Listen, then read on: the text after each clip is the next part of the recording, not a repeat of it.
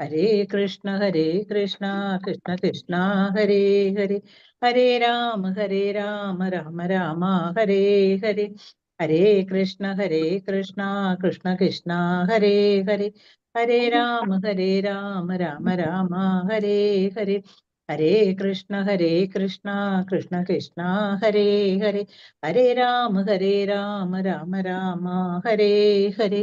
ഹരേ കൃഷ്ണ കൃഷ്ണ ഹരേ ഹരേ, ഹരേ രാമ രാമ രാമ ഹരേ ഹരേ. ഹരേ കൃഷ്ണ കൃഷ്ണ ഹരേ ഹരേ, ഹരേ രാമ രാമ രാമ ഹരേ ഹരേ. ഹരേ കൃഷ്ണ കൃഷ്ണ ഹരേ ഹരേ, ഹരേ രാമ രാമ രാമ ഹരേ ഹരേ. ഹരേ കൃഷ്ണ കൃഷ്ണ ഹരേ ഹരേ, ഹരേ രാമ രാമ രാമ ഹരേ ഹരേ. ഹരേ ഹരേ കൃഷ്ണ. ഹരേ കൃഷ്ണ മാതാജി പ്രണാമം. ഓം നമോ ഭഗവതേ പ്രണാമം. വാസുദേവായ. പ്രണാമം. ഓം നമോ ഭഗവതേ വാസുദേവായ. ഓം നമോ ഭഗവതേ വാസുദേവായ. ഓം അജ്ഞാനതിമിരാന്തസ്യ ജ്ഞാനാഞ്ജനശലാകയ ചക്ഷുരുന്മീലിതം യേന തസ്മൈ ശ്രീ ഗുരവേ നമഃ. ശ്രീ ചൈതന്യമനോഭീഷ്ടം സ്ഥാപിതം യേന ഭൂതലേ സ്വയം രൂപകഥാ മഹ്യം ദദാതി സ്വപദാന്തികം. വന്ദേഹം ശ്രീഗുരോൻ ശ്രീയുതപദകമലം ശ്രീഗുരോൻ വൈഷ്ണവാംശ ശ്രീരൂപം സാഗ്രജാതം സഹഗണ രഘുനാഥാന്വിതം തം സജീവം സാദ്വൈതം സാവധൂതം പരിജനസഹിതം കൃഷ്ണ ചൈതന്യദേവം ശ്രീരാധാകൃഷ്ണപാദാൻ സഹഗണ ലളിതാ ശ്രീവിശാഖാംനിദാംശ. ഹേ കൃഷ്ണ കരുണാ സിന്ധോ ദീനബന്ധോ ജഗത്പദേ ഗോപേശ ഗോപികാ കാന്ത രാധാ കാന്ത നമോസ്തുതേ. തപ്തകാഞ്ചന ഗൗരാംഗി രാധേ വൃന്ദാവനേശ്വരി വൃഷഭാനുസുതേ ദേവി പ്രണമാമി ഹരിപ്രിയേ. വാഞ്ചാകൽപതരുഭ്യശ്ച കൃപാ സിന്ധുഭ്യേവ ച പതിതാനാം പാവനേഭ്യോ വൈഷ്ണവേഭ്യോ നമോ നമഃ. നമാവോ വിഷ്ണുപാദായ കൃഷ്ണപൃഷ്ഠായ ഭൂതലേ ശ്രീമതേ ജയപതാക സ്വാമിനിധി നാമിനെ. നമാചാര്യപാദായ നിതായ കൃപാപ്രദായിനെ ഗൗരഗദാമതായ നഗരഗ്രാമതാരിണേ. നമാവോ വിഷ്ണുപാദായ കൃഷ്ണപൃഷ്ഠായ ഭൂതലേ ശ്രീമതേ ഭക്തിവേദാന്ത സ്വാമിനിധി നാമിനെ. നമസ്തേ സരസ്വതേ ദേവേ ഗൗരവാണി പ്രചാരിണേ നിർവിശേഷ ശൂന്യവാദി പാശ്ചാത്യദേശതാരിണേ.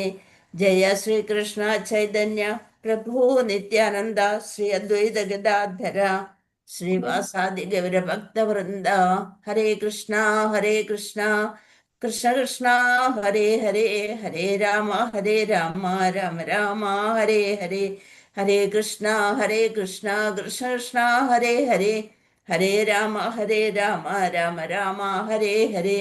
ഹരേ കൃഷ്ണ കൃഷ്ണ കൃഷ്ണ ഹരേ ഹരേ, ഹരേ രാമ രാമ രാമ ഹരേ ഹരേ. ഹരേ കൃഷ്ണ. ജയ ജയ ഭാഗവത ദേവാ ജയ ജയ ഭാഗവത. ജയ ജയ രാധാ കൃഷ്ണ സ്വരൂപ ജയ ജയ ഭാഗവത ദേവാ ജയ ജയ ഭാഗവത. നിഗമകൽപതരോർഗളിതം ഫലം ശുഗമുഖാദമൃതദ്രവ സംയുതം പിബത ഭാഗവതം രസമാലയം മുഹുരഹോ രസികാ ഭുവി ഭാവുക. നാരായണം നമസ്കൃത്യം നരം ചൈവ നരോത്തമം ദേവീം സരസ്വതീം വ്യാസം തതോ ജയമുദീരയേത്. നഷ്ടപ്രായേഷു ഭദ്രേഷു നിത്യം ഭാഗവത സേവയാ ഭഗവതി ഉത്തമ ശ്ലോകേ ഭക്തിർഭവതി നഷ്ടഗി. മൂകം കരോതി വാചാലം പങ്കും ലംഘയതേ ഗിരിം യത്കൃപാതമഹം വന്ദേ പരമാനന്ദമാധവം ശ്രീഗുരും ദീനതാരിണം. മദേകബന്ധോ മത്സംഗിൻ മദ്ഗുരോ മന്മഹാധന മന്നിഷ്ടാരക മദ്ഭാഗ്യ മദാനന്ദ നമോസ്തുതേ. അന്താരാഷ്ട്ര കൃഷ്ണബോധ സമിതി ബാംഗ്ലൂരു ശ്രീ ശ്രീ രാധാ ഗോവിന്ദ മന്ദിർ ഭാഗവതം ക്ലാസ്സിലേക്ക് എല്ലാവർക്കും സ്വാഗതം. ഹരേ കൃഷ്ണ. നമ്മളിപ്പോൾ ചർച്ച ചെയ്തുകൊണ്ടിരിക്കുന്നത് സ്കന്ധം 1 അധ്യായം 5 ശ്ലോകം 15. ഹരേ കൃഷ്ണ. എല്ലാവർക്കും പ്രണാമം. പ്രണാമം മാതാജി. പ്രണാമം മാതാജി. ഹരേ കൃഷ്ണ. ജയ ഭഗവത. ഹരേ കൃഷ്ണ. അപ്പൊ നമ്മൾ എന്താണ് ശ്ലോകം 15. ഓം നമോ ഭഗവതേ വാസുദേവായ. ഓം നമോ ഭഗവതേ വാസുദേവായ. ഓം നമോ ഭഗവതേ വാസുദേവായ. ജുഗുപ്സിതം ധർമ്മകൃതേനുശാസദ സ്വഭാവരക്തസ്യ മഹാൻ വ്യതിക്രമഃ യദ്വാകൃതോ ധർമ്മ ഇതീതരസ്ഥിതോ ന മന്യതേ തസ്യ നിവാരണം ജനഃ. ജുഗുപ്സിതം ധർമ്മകൃതേ അനുശാസദഃ സ്വഭാവരക്തസ്യ മഹാൻ വ്യതിക്രമഃ യദ്വാകൃതോ ധർമ്മ ഇതീതരസ്ഥിതോ ന മന്യതേ തസ്യ നിവാരണം ജനഃ. മീനിങ് നോക്കാം നമുക്ക്. ജുഗുപ്സിതം യഥാർഹമായി പരിത്യജിക്കുക.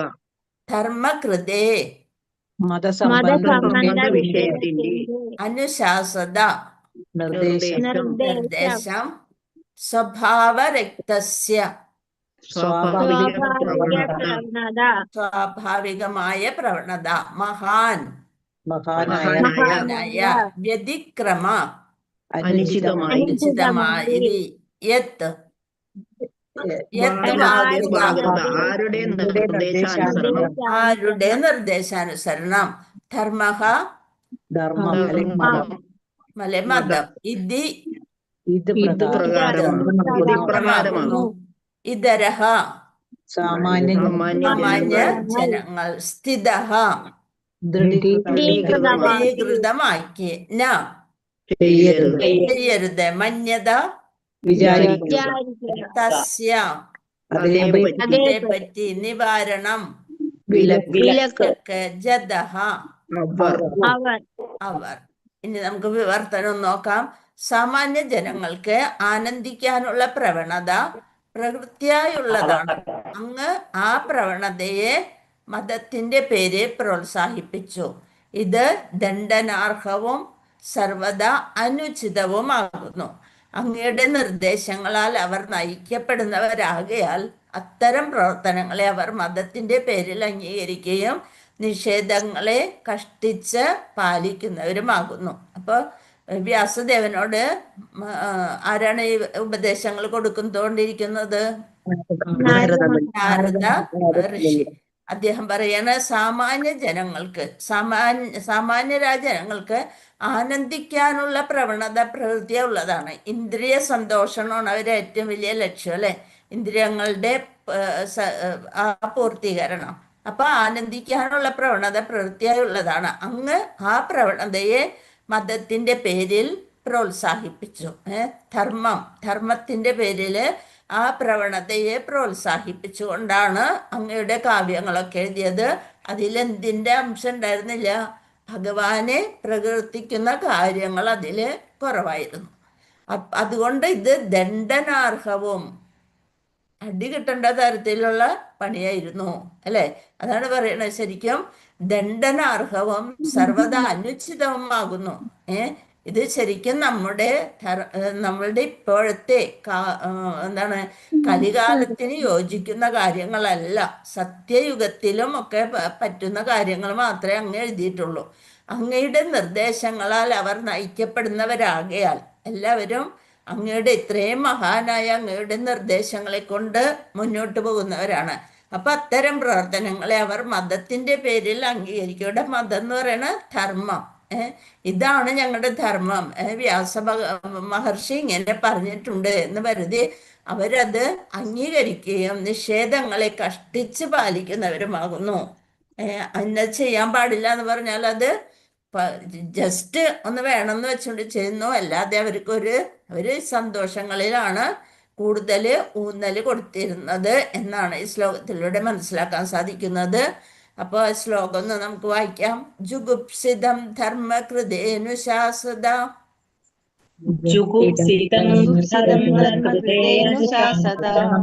സ്വഭാവരക്തസ്യ മഹാൻ വ്യതിക്രമഃ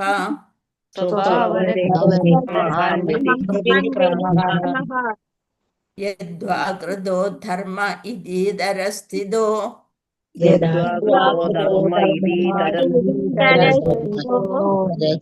ന മന്യതേ തസ്യ നിവാരണം ജനഃ.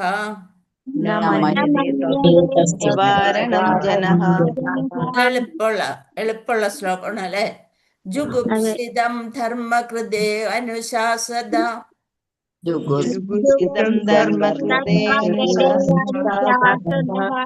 സ്വഭാവരക്തസ്യ മഹാൻ വ്യതിക്രമഃ.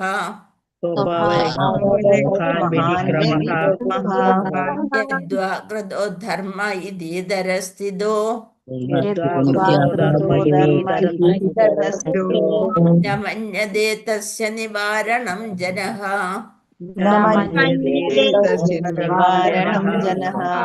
ഹരേ കൃഷ്ണ. രാധ മാതാജി വായിച്ചോളൂ. രാധ മാതാജി വായിക്കാം. ബാക്കിയുള്ളവരൊക്കെ മ്യൂട്ട് ചെയ്യാം. മാതാജി ലാസ്റ്റില് ജദാനന്ദൻ താഴ്ത്തു കൊടുക്കണേ. വാസുദേവായ ഓം നമോ ഭഗവതേ വാസുദേവായ. ജുഗുസ്പിതം ധർമ്മകൃതാനുശാസദഃ സ്വഭാവരക്തസ്യ മഹാൻ വ്യതിക്രമഃ. യൽവാകൃതേ ധർമ്മ ഇതീതരസ്ഥിതോ ന മന്യതേ തസ്യ നിവാരണം ജനഃ. ഹരേ കൃഷ്ണ മാതാജി. മാതാജി മൂന്നാമത്തെ യദ്വാ കൃതോ. യദ്വാ കൃതോ ധർമ്മ. വാക്യതെന്നല്ലേ മാതാജി? വാക്യതോന്നാണ്.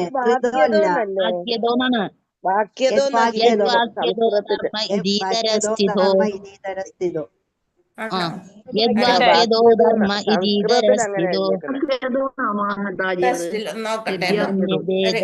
നിവാരണം ജനഃ.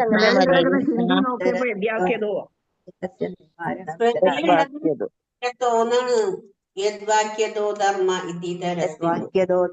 ഇതീതരസ്ഥിതോ. യദ്വാക്യല്ല മാതാജി, യദ്വാക്യതോ ആണ്. ഹരേ കൃഷ്ണ. അതൊരുമിച്ച് പറയുമ്പോഴാണ് യദ്വാക്യതോ. Okay okay. യദ്വാക്യതോ. യദ്വാകൃതോ എന്നല്ല, യദ്വാക്യതോ ധർമ്മ ഇതീതരസ്ഥിതോ. മാതാജി അങ്ങനെ വായിച്ചു തന്ന കാരണം ഞാൻ അങ്ങനെ വായിച്ചതാ. സോറി. യദ്വാക്യതോ ധർമ്മ ഇതീതരസ്ഥിതോ ന മന്യതേ തസ്യ നിവാരണം ജനഃ. ഓക്കെ. പക്ഷേ മാതാജി ഹരേ കൃഷ്ണ, ഈ അർത്ഥത്തിൽ കൃതാന്നാ കിടക്കുന്നത്. ആരുടെ നിർദ്ദേശാനുസരണം? അതുകൊണ്ടാണ് ഞാനത് അങ്ങനെ വായിച്ചത്. അർത്ഥത്തില് വാക്യത തന്നെയാണ്. ഒരു മിനിറ്റ്.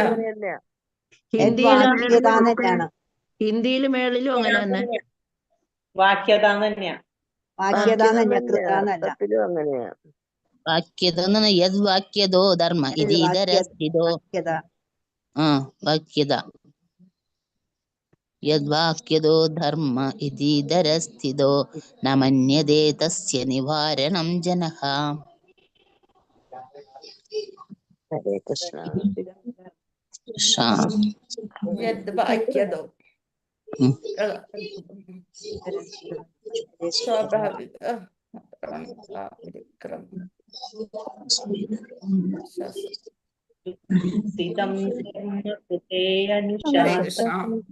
യദ്വാക്യതോ ധർമ്മ ഇതീതരസ്ഥിതോ ന മന്യതേ തസ്യ നിവാരണം ജനഃ. ഹരേ കൃഷ്ണ.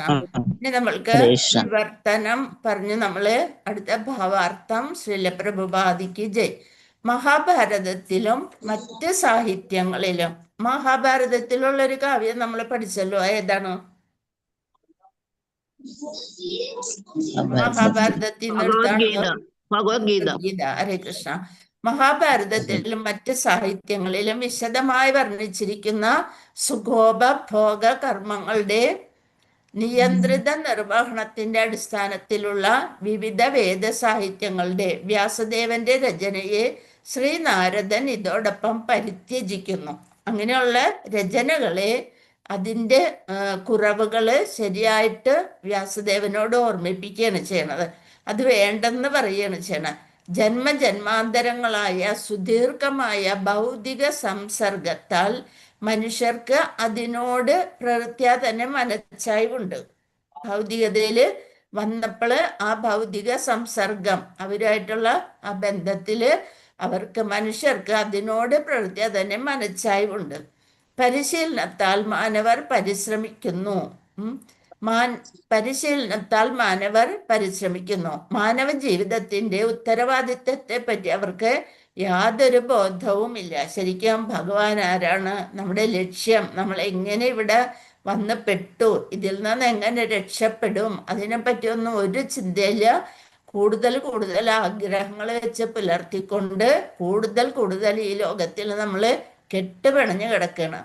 മിഥ്യയായ ഭൗതിക ബന്ധനത്തിൽ നിന്നും സ്വതന്ത്രമാകാനുള്ള ഒരു അവസരം തന്നെയാണ് മനുഷ്യജന്മം. എന്തുകൊണ്ടാണ് അത് അങ്ങനെ പറയുന്നത്? മനുഷ്യജന്മത്തിൽ മാത്രമേ നമുക്ക് ഭൗതിക ബന്ധനത്തിൽ നിന്ന് സ്വതന്ത്രമാകാനുള്ള അവസരം ലഭിക്കുന്നുള്ളൂ. എന്താ കാരണം? ജനനവും മരണവും. എന്താ കാരണം? പ്രാർത്ഥന നമ്മൾക്ക് മാത്രമേ ശരിയായിട്ടുള്ള അവബോധമുള്ളൂ അല്ലെ.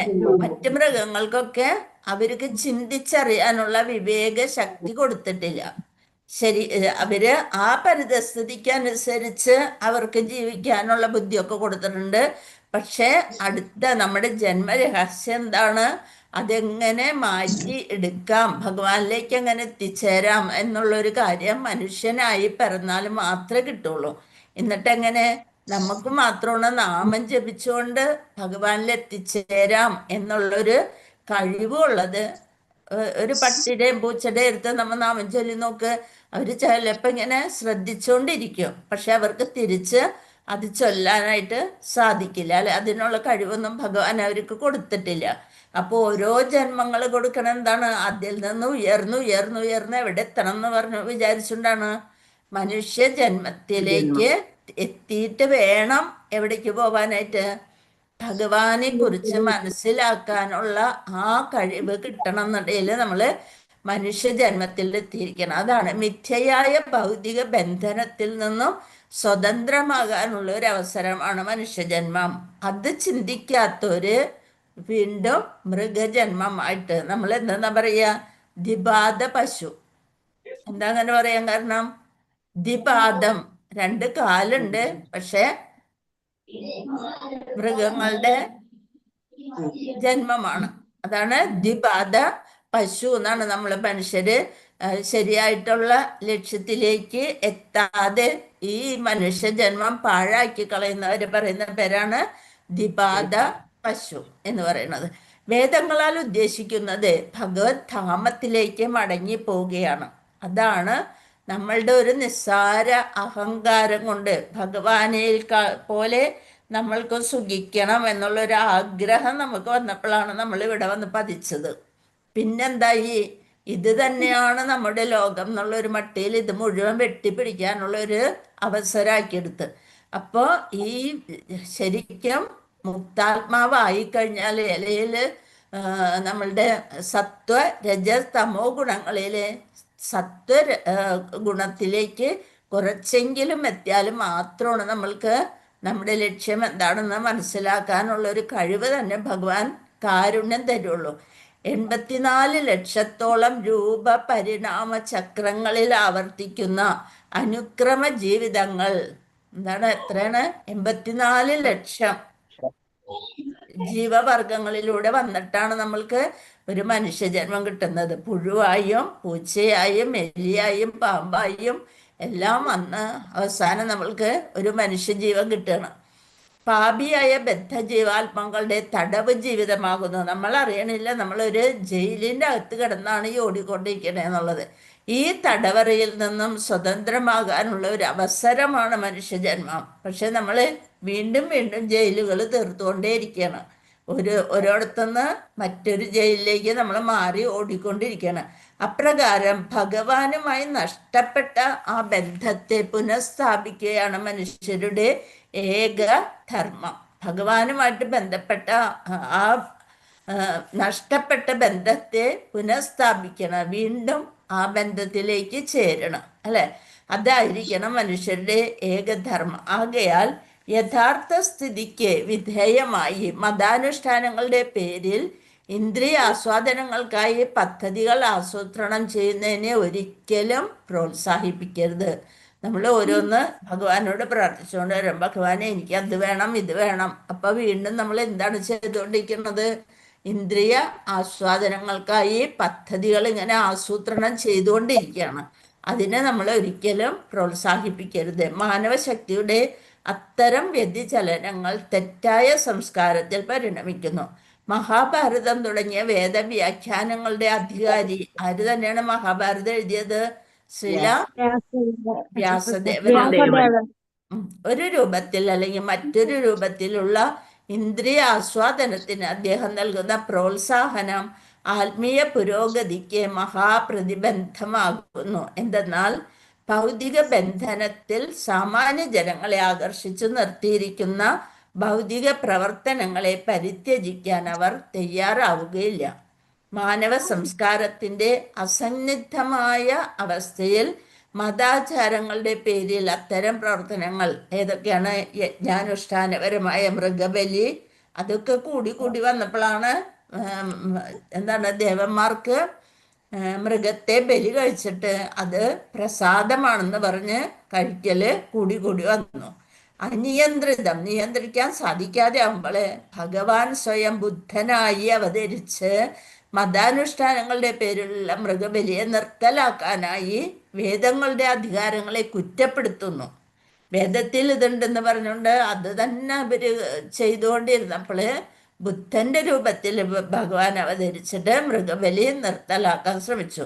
ഇത് ശ്രീ നാരദമുനി മുൻകൂട്ടി ദർശിക്കയാൽ അദ്ദേഹം വേദങ്ങളെ പരിത്യജിച്ചു. നാരദമുനി ഇത് മനസ്സിലാക്കിക്കൊണ്ട് വേദങ്ങളെ പരിത്യജിച്ചു, വേണ്ടെന്ന് വെച്ചു. ചില വേദസാഹിത്യങ്ങളിൽ അത്തരം നിയന്ത്രിത ബലികൾ വ്യവസ്ഥ ചെയ്തിരിക്കുന്നതിനാൽ മതാനുഷ്ഠാനങ്ങളുടെ മറവിൽ മാംസം ഇഷ്ടപ്പെടുന്നവർ ഏതെങ്കിലും ദേവന്റെയോ ദേവിയുടെയോ വിഗ്രഹങ്ങൾക്ക് മുന്നിൽ മൃഗവധം നിർവഹിക്കുന്നത് ഇപ്പോഴും തുടരുന്നു. അല്ലെ, പലയിടത്തും ഉണ്ടല്ലേ, മൃഗങ്ങളെ ഭഗവാന് ദേവന്മാർക്ക് വേണ്ടി ബലി കൊടുത്തുകൊണ്ട് അവര് ഇഷ്ടാനുസരണം അത് കഴിച്ചുകൊണ്ടേയിരിക്കുന്നു. മാംസഭോജനത്തെ നിരുത്സാഹപ്പെടുത്താനായി അവ അപ്രകാരം അനുശാസിക്കുന്നു. എന്നാൽ ക്രമേണ അത്തരം മതാനുഷ്ഠാനങ്ങളുടെ ഉദ്ദേശ്യം വിസ്മരിക്കുന്നു. എന്തിനു വേണ്ടിയാണ് ഇത് ഇങ്ങനെ ചെയ്തെന്നുള്ളത് മറന്നിട്ട് അതെന്തായി? മാംസഭോജനത്തെ നിരുത്സാഹപ്പെടുത്താനായി അവ അപ്രകാരം അനുശാസിക്കുന്നു. എന്നാൽ ക്രമേണ അത്തരം മതാനുഷ്ഠാനങ്ങളുടെ ഉദ്ദേശം വിസ്മരിക്കപ്പെടുകയും കശാപ്പുശാലകൾ പ്രബലമായി തീരുകയും ചെയ്തു. ആലോചിച്ചോക്കെ, മൃഗങ്ങളെ കൊന്നുകൊണ്ട് നമ്മളുടെ ഇന്ദ്രിയ പൂരണം ചെയ്യണേ. ഇപ്രകാരം സംഭവിക്കയാൽ വേദാനുഷ്ഠാനങ്ങളെ യഥാർഹമായും യഥായോഗ്യമായും വിശദീകരിക്കാൻ കെൽപ്പുള്ളവരുടെ വാക്കുകൾ ശ്രവിക്കാൻ മൂഢ ഭൗതികവാദികൾ ഗൗരവപൂർണമായ താല്പര്യം കാട്ടുന്നില്ല. അവരെന്ത് കാണിക്കും? വേദങ്ങളിൽ ഇതൊക്കെ പറഞ്ഞിട്ടുണ്ടെന്നുള്ള ഒരു പാരഗ്രാഫ് മാത്രം വായിച്ചുകൊണ്ട് സമർത്ഥിക്കാൻ നോക്കും. മുഴുവനായിട്ട് അതൊന്നും വായിക്കുന്നില്ല. പക്ഷെ ഞങ്ങളുടെ സന്തോഷത്തിന് പറ്റുന്ന രീതിയിൽ അവർ ചെയ്യുന്ന പ്രവൃത്തികള് എന്ത് ചെയ്യാൻ, അത് ശരിയാണെന്ന് സ്ഥാപിക്കാൻ വേണ്ടിയിട്ട് അതിനെപ്പറ്റി മാത്രം ഉയർത്തി കാട്ടിക്കൊണ്ട് അവർ വിശദീകരിക്കാനായിട്ട് ശ്രമിക്കും. ഗൗരവപൂർണമായ താല്പര്യം കാട്ടുന്നില്ല. അതിവിപുലമായ പ്രവർത്തനങ്ങളിലൂടെയോ ധനസമാഹരണത്തിലൂടെയോ ജനസംഖ്യാ വർധനവിലൂടെയോ പോലും ജീവിതത്തിൻ്റെ പരിപൂർണത പ്രാപ്തമാക്കാൻ സാധ്യമല്ലെന്ന് വേദങ്ങളെ സുവ്യക്തമായും സവിശേഷമായും പ്രതിപാദിച്ചിരിക്കുന്നു. അതൊന്നും അവര് വിശദമായിട്ട് വായിക്കുന്ന ഒരു പണിയില്ല. എന്നാൽ പരിത്യാഗത്തിലൂടെ മാത്രമേ അത് സാധ്യമാവുകയുള്ളൂ. ഭൗതികവാദികൾ അത്തരം അനുശാസനങ്ങളെ ഗൗരവപൂർവമായി ചിന്തിക്കുന്നില്ല. പരിത്യജിക്കണം, നമ്മളിതൊക്കെ വേണ്ടെന്ന് വെക്കണം എന്നുള്ളത് അവര് ശ്രദ്ധിക്കാതെ അവർക്ക് തോന്നിയ അതിനർത്ഥങ്ങൾ കൽപ്പിച്ചുകൊണ്ട് അവർക്ക് ഇഷ്ടമുള്ളത് മാത്രം ചെയ്തുകൊണ്ടിരിക്കും.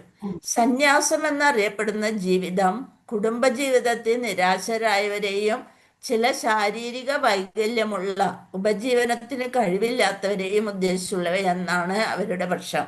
എങ്ങനെയാണ് ഈ സന്യാസിയായി തീരുന്നതെന്നാണ് അവർ പറയണത്? കുടുംബത്ത് ഒന്നും ചെയ്യാനും എടുക്കാനും ഒന്നും വകയില്ലാത്ത അതിൽ വിരക്തി വന്നവര്, പ്രായമായവര്, അവരൊക്കെയാണ് സന്യാസത്തിന് പോവുക.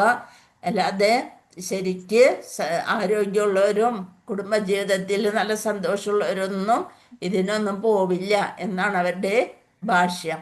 ഉപജീവനത്തിന് കഴിവില്ലാത്തവരെയും ഒന്നും വീട്ടിലില്ലാത്തവര് സന്യാസ ജീവിതം നയിച്ചോട്ടെ എന്ന് പറയും.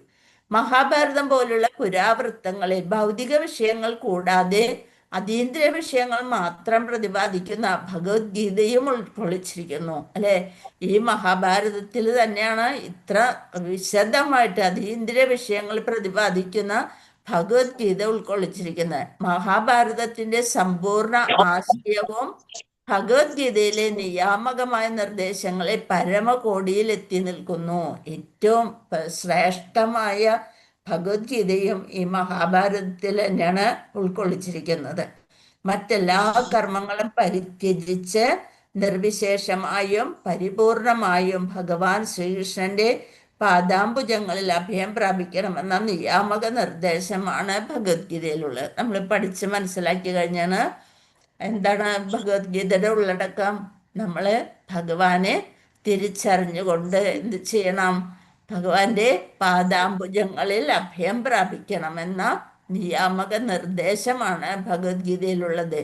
ഭൗതിക പ്രവണതയുള്ള വ്യക്തികൾ ഭഗവത്ഗീത എന്ന പരമവും പ്രധാനവുമായ വിഷയത്തെക്കാൾ എന്ത് ചെയ്യും? ഭൗതിക പ്രവണതയുള്ള ആൾക്കാർ എന്താ ചെയ്യുക? പരോപകാരപ്രദവും ലോകോപകാരപ്രദവും രാഷ്ട്രീയവും സാമ്പത്തികവുമായ പ്രവർത്തനങ്ങളിൽ അതിരേകമായി ആകർഷിതരാകുന്നു. അവർക്ക് സ്വന്തം പേര് പുറത്തേക്ക് വരണം. പരോപകാരം ചെയ്ത് പാവങ്ങളെയൊക്കെ കുറച്ചൊന്ന് സഹായിച്ച് അതിനെ പറ്റിയുള്ള ഫോട്ടോസ് എടുത്ത് മാധ്യമങ്ങളിലൂടെ അങ്ങനെ കാണിച്ച് അങ്ങനെ അവർക്ക് സ്വന്തം പേര് പ്രകാശിപ്പിക്കാനായിട്ടുള്ള പ്രവർത്തികളൊക്കെ അവർ ചെയ്തുകൊണ്ടിരിക്കും. രാഷ്ട്രീയത്തിലും സാമ്പത്തികവുമായ പ്രവർത്തനങ്ങളിൽ അങ്ങനെ അവർ ആകർഷിതരായിട്ട് ഇങ്ങനെ പോകുന്നു. അത് കൂടുതൽ ബന്ധനത്തിൽ പെടുകയുള്ളൂ. വ്യാസദേവന്റെ ഈ അനുരഞ്ജന ആവേശത്തെ നാരദൻ പ്രത്യക്ഷമായി ദണ്ഡനാർഹമെന്ന് വിശേഷിപ്പിക്കുകയും മനുഷ്യ ജീവിതത്തിന്റെ പരമവും പ്രധാനവും പ്രഥമവുമായ ആവശ്യം എന്താണ് മനുഷ്യ ജീവിതത്തിന്റെ പരമവും പ്രഥമവും പ്രധാനവുമായുള്ള ഭഗവാനുമായുള്ള ശാശ്വത ബന്ധം സാക്ഷാത്കരിക്കുക. എന്നിട്ട് എന്ത് ചെയ്യണം? ഭഗവാനെ താമസം വിന ശരണം പ്രാപിക്കുകയും ചെയ്യുകയാണെന്ന് സ്പഷ്ടമായും പ്രത്യക്ഷമായും ഉദ്ബോധിപ്പിക്കുകയും ചെയ്യുന്നു. അതാണ് നമ്മുടെ ലക്ഷ്യം അല്ലെ. രോഗത്തിനടിമപ്പെട്ട രോഗി എന്ത് ചെയ്യും? ആ രോഗത്തിന് വിശേഷമായി വിലക്കപ്പെട്ട ഭക്ഷണ സാധനങ്ങൾ സ്വീകരിക്കാനുള്ള പ്രവണത സദാ പ്രകടിപ്പിക്കുന്നു. എന്തെങ്കിലും ഇപ്പൊ ഷുഗർ ഉള്ളവര് നമ്മൾക്ക് അറിയണേ അല്ലെ, അവർക്ക് എന്തിനോടായിരിക്കും കൂടുതൽ താല്പര്യം? മധുരത്തിനോട് അല്ലെ. എങ്ങനെ നമ്മൾ അടച്ചു വെച്ചാൽ അവരെ കണ്ണതിൽ വന്നു കഴിഞ്ഞാല് അവര് ആ ഷുഗറിനെ പറ്റിയൊക്കെ മറന്നിട്ട് എന്ത് ചെയ്യും? തക്കം നോക്കി അതിന്ന് ഒന്നിലെ ശർക്കര അല്ലെന്നുണ്ടെ പഞ്ചസാര അല്ലെന്നുണ്ടെ സ്വീറ്റ്സ് ഇതൊക്കെ പരമാവധി കഴിക്കാൻ നേരത്തെ അവർക്ക് വേറെ ഒന്നും ഒരു ചിന്തയില്ല. അത് കിട്ടണം, കഴിക്കണം എന്നുള്ളൊരു ചിന്ത മാത്രമേ ഉള്ളൂ. ഭക്ഷണ സാധനങ്ങൾ സ്വീകരിക്കാനുള്ള പ്രവണത സദാ പ്രകടിപ്പിക്കും. വിദഗ്ധനായ ഡോക്ടർ ഒരു തരത്തിലും ആ രോഗി ഭക്ഷിക്കാൻ പാടില്ലാത്ത ഭക്ഷണ പദാർത്ഥങ്ങൾ രോഗിക്ക് ഭാഗികമായി പോലും നൽകുന്നതിന് യാതൊരു വിട്ടുവീഴ്ചയ്ക്കും തയ്യാറാവുന്നില്ല. എന്താ പറയുക? മധുരമുള്ളതൊന്നും കഴിക്കണ്ട, എന്നാലും മാത്രമേ നിങ്ങൾക്കിത് കുറയുള്ളൂ എന്നങ്ങോട്ട് കൃത്യമായിട്ട് പറയും. ഫലോദ്ദിഷ്ട കർമ്മങ്ങളിൽ അഭിനിവേശമുള്ള ഒരാൾ ആത്മസാക്ഷാത്കാര പദവിയിലേക്ക് ക്രമേണ ഉയർത്തപ്പെടുമെന്നുള്ളതാകിയാൽ അയാളെ അതിൽ നിരുത്സാഹപ്പെടുത്തരുതെന്ന് ഭഗവത്ഗീതയിൽ അരുളി ചെയ്തിരിക്കുന്നു. എന്താണ് ചെയ്യേണ്ടത്? നമ്മള് ഇപ്പൊ ഏതെങ്കിലും ഒരു ഭക്ഷണ സാധനം ഭയങ്കര ഇഷ്ടമാണ്, നമ്മൾക്കത് അറിയാം, അത് നിർത്തണം. ഇത് ചിലവര് ചായ കുടിച്ചില്ലെങ്കിൽ അല്ലെ, ആ സമയമാകുമ്പോ അവർക്ക് എന്ത് വരും? തലവേദന. അയ്യോ ചായ കിട്ടിയില്ല, ഇന്ന് ചായ കിട്ടിയില്ല എന്നും പറഞ്ഞ് കിടന്ന് ബഹളം വെച്ചോണ്ടിരിക്കും. അതെങ്ങനെയാ? ആ തലവേദന ചായയുടെ ആണോ ശരിക്കും? നമ്മുടെ മനസ്സിനാണ് പറയണത് ചായയുടെ സമയമായി, ചായ കിട്ടിയില്ല, അപ്പോഴെന്താവും ശരീരത്തിൽ ഓരോ രോഗങ്ങൾ അവിടെ പ്രത്യക്ഷപ്പെടാനായിട്ട് തുടങ്ങും. തലവേദന എടുത്താൽ ആ ചായ കുടിച്ചാൽ തലവേദന മാറുമെന്ന് നമ്മൾ മനസ്സിനെ പറഞ്ഞ് പഠിപ്പിച്ചു വെച്ചിരിക്കണം. ഇപ്പൊ ഇതൊന്നും ഇല്ലല്ലോ, മുമ്പ് അങ്ങനെ ചെയ്തിരുന്ന. ഇപ്പൊ ഇത് നിർത്തിയവർക്കറിയാം അതില് ഒരു കുഴപ്പമില്ല. ഇപ്പൊ ഡോക്ടർ പറയാണ്, നിങ്ങള് ഇപ്പൊ നമ്മള് എന്താണ് ആയുർവേദ ചികിത്സയ്ക്ക് പോകും അല്ലെ, അവിടെ ചെന്നാല് കൃത്യമായിട്ട് പഥ്യം പാലിക്കണം എന്ന് പറയും. അപ്പോള് നമ്മൾ ആ ദിവസങ്ങളില് 14 ദിവസം അല്ലെങ്കിൽ 21 ദിവസം ആ പഥ്യം നമ്മൾക്കപ്പോ നോൺ വെജ് കഴിക്കണമെന്നോ അതൊന്നുമില്ല, ഒരു ചിന്ത പോലും ഇല്ല. അവിടെ നിന്ന് എന്താണോ കിട്ടുന്നത്, ഉപ്പ് കുറഞ്ഞതായാലും കുഴപ്പമില്ല, എരിവില്ലാത്തതായാലും കുഴപ്പമില്ല, അത് നമ്മൾ വിശപ്പിന് വേണ്ടിയിട്ട് അത് കഴിക്കും. അപ്പോൾ ഭക്ഷണത്തിന് ഒരു കൺട്രോളായി. മറ്റേത് എന്താണ്, ഉപ്പും പഞ്ചസാരയും ഒക്കെ കൂടുതൽ ഇടുമ്പോൾ നമുക്ക് നാവിന് രുചി കൂടും. അപ്പൊ അളവില്ലാണ്ട് നമ്മൾ കഴിക്കാനും തുടങ്ങും. അതേസമയം ആയുർവേദ ട്രീറ്റ്മെന്റിലാണെങ്കിൽ നമ്മൾ അതിനൊരു ഇത് വയ്ക്കും. അപ്പൊ ഒരു കുഴപ്പമില്ലാണ്ട് ആ ഭക്ഷണം കഴിച്ചുകൊണ്ടേ ഇരുന്നിട്ട് നമ്മളൊരു നല്ല സുഖമുണ്ടെന്ന് പറഞ്ഞ് ഇവിടെ വരും. വന്ന് 10 ദിവസം ഇവിടെ നെല്ലരിക്ക അല്ലെ, നെല്ലരിക്ക കഴിഞ്ഞ് കഴിയുമ്പോൾ നമ്മൾ ഏതാണ്ട് ജയിലിൽ പിടിച്ചിട്ട് പുറത്ത് വന്ന പോലെ വീണ്ടും അരി വലിച്ചു കഴിക്കും, പിന്നെയും അസുഖം. അപ്പോള് ഡോക്ടർമാരെ കുറ്റം പറഞ്ഞിട്ട് ഒരു കാര്യമല്ല. നമ്മുടെ ഇന്ദ്രിയങ്ങളെ നിയന്ത്രിക്കാത്തിടത്തോളം കാലം നമ്മള് അസുഖത്തിന് മരുന്ന് കഴിച്ചുകൊണ്ടേയിരിക്കണം. അതാണ് പറയണത്. ഭഗവത്ഗീതയിൽ അരുളി ചെയ്തിരിക്കുന്നു, ഇതൊക്കെ നിരുത്സാഹപ്പെടുത്തരുത്. ശരിക്കും നമ്മൾ മനസ്സുകൊണ്ട് അറിഞ്ഞ് വേണ്ടെന്ന് വെച്ചാല് നമ്മളെ കൊണ്ട് സാധിക്കും. അറിഞ്ഞു നിർത്തണം. അറിഞ്ഞു നിർത്തണം.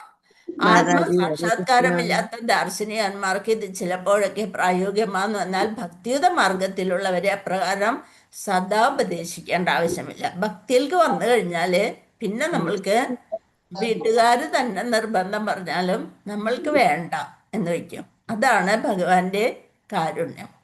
ഹരേ കൃഷ്ണ. മാതാജി 1 മിനിറ്റ്. മാതാജി ലൈവ് ഷെയർ ആവുന്നില്ല എൻ്റെ അതിന്ന്. ആണോ? ഒത്തിരി നേരം കൊണ്ട് നോക്കുവാ, ഒക്കുന്നില്ല. മറ്റേ മാതാജിക്ക് അറിയോ? ഷീജ മാതാജി കുറവാണെന്ന് തോന്നുന്നു, അതുകൊണ്ടാണെന്ന് തോന്നുന്നു. പക്ഷെ ലൈവ് കാണുന്നുണ്ടല്ലോ മാതാജി. പക്ഷെ എനിക്ക് ഷെയർ ചെയ്യാൻ പറ്റുന്നില്ല എൻ്റെ അതിന്ന്. ഷീജ മാതാജിന് നെറ്റിന്റെ കുഴപ്പമാണ്.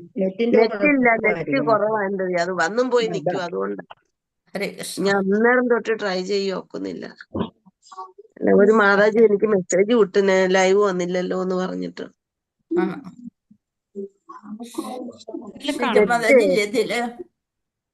ഷീജ മാതാജി ഉണ്ട്. മാതാജി ഉണ്ട്. മാതാജിക്ക് നെറ്റുണ്ട്. മാതാജി കോഹോസ്റ്റ് ആക്കിയ അതെ മാതാജി തൊട്ടുമില്ല, അത് പോവുക.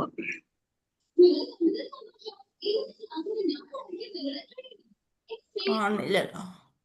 സുധീർ വന്ന് കൈ കാണിച്ചല്ലോ.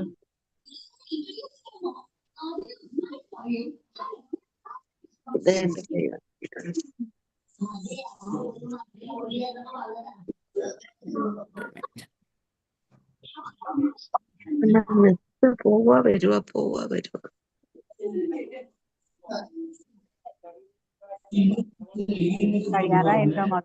ഹരേ കൃഷ്ണ. വാച്യകൽപതരുഭ്യശ്ച കൃപാസിന്ധുഭ്യേവ ച പതിതാനാം പാവനേഭ്യോ വൈഷ്ണവേഭ്യോ നമോ നമഃ. ഹരേ കൃഷ്ണ. ആനന്ദകോടി വൈഷ്ണവ ഭക്തവൃന്ദി കി ജയ്. ശ്രീല പ്രഭുപാദി കി ജയ്. നിതായ് ഗൗര പ്രമാനന്ദേ. ഹരി ഹരി ബോൾ. ഹരേ കൃഷ്ണ. ഹരേ കൃഷ്ണ. ഹരേ കൃഷ്ണ. പ്രണാമം. ഹരേ കൃഷ്ണ. പ്രണാമം മാതാജി. ശ്രീജ മാതാജി, ശ്രീജ മാതാജി ശരി ചെയ്തോല. Thank you.